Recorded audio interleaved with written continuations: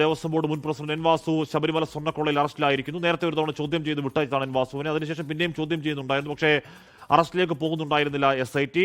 N വാസുവിന് arrest വൈകുന്നുണ്ടോ എന്ന സംശയങ്ങൾ ചില കോണുകളിൽ ഉയർന്നതാണ്. പക്ഷേ ശബരിമല സ്വർണ്ണക്കൊള്ള കേസിൽ ഏറ്റവും നിർണായകമായ ഒരു വഴിത്തിരിവ്, ഏറ്റവും പ്രധാനപ്പെട്ട അറസ്റ്റ്, ഒരുപക്ഷെ ഉണ്ണികൃഷ്ണൻ പോറ്റിയേക്കാളൊക്കെ ഏറ്റവും പ്രധാനമായ ഒരുപക്ഷെ ഒരു പൊളിറ്റിക്കൽ അറസ്റ്റ് എന്ന് പറയാം എൻ വാസുവിന്റെ അറസ്റ്റ്.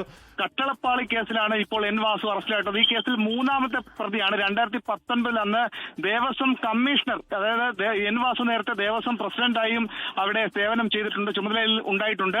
പക്ഷേ ഇത് ദേവസ്വം കമ്മീഷണറായിരിക്കെ 2019 മഹർസറയിൽ കട്ടളപ്പാളി അത് ചെമ്പ് പൂശിയതെന്ന് സ്വർണ്ണം പൂശിയതെന്ന് മാറ്റി ചെമ്പ് മാത്രമാക്കി കൊടുക്കാൻ നിർദ്ദേശം കൊടുത്തത്, അതായത് ആ സമയത്തുള്ള മുരാരി ബാബുവിന് നിർദ്ദേശം കൊടുത്ത അഡ്മിനിസ്ട്രേറ്റീവ് ഓഫീസറായ മുരാരി ബാബുവിന് നിർദ്ദേശം കൊടുത്തത് എൻ വാസു ആയിരുന്നു.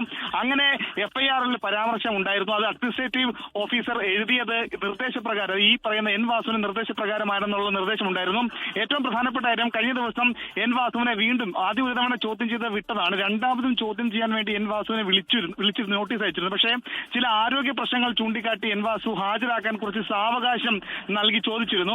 അത് നമ്മൾ ഇന്ന് വാർത്തയെ നൽകിയതാണ്. പക്ഷേ സാവകാശം കൊടുത്താൽ ഇനി ഏകദേശം 2 ആഴ്ച മാത്രമാണ് ഹൈക്കോടതി ദേവസ്വം ബെഞ്ചിൽ പൂർണ്ണ റിപ്പോർട്ട്, ഇതിന്റെ സമ്പൂർണ്ണ റിപ്പോർട്ട് സമർപ്പിക്കാൻ ഇനി 2 ആഴ്ചക്കാലം മാത്രമാണുള്ളത്. അതിനു മുൻപേ തന്നെ ഈ കേസിലെ പ്രധാനപ്പെട്ട വ്യക്തിയാണ്, 3-ാം പ്രതിയാണ് എൻ വാസു. എൻ വാസുവിന്റെ അറസ്റ്റിന് മുൻപേ തന്നെ 6-ാം പ്രതിയായിട്ടുള്ള KS ബൈജുവിനെ കഴിഞ്ഞ ദിവസമാണ് വീട്ടിൽ നിന്ന്, തിരുവനന്തപുരത്തെ ഫ്ളാറ്റിൽ നിന്ന് അറസ്റ്റ് ചെയ്തത്. അപ്പോഴും ചോദ്യചിഹ്നമായി പ്രതിപക്ഷമടക്കം ഉന്നയിച്ച ചോദ്യമായിരുന്നു, എന്തുകൊണ്ട് എൻ വാസുവിനെ അറസ്റ്റ് ചെയ്യുന്നില്ല എന്ന ചോദ്യം അപ്പോഴും ഉയർന്നിരുന്നു.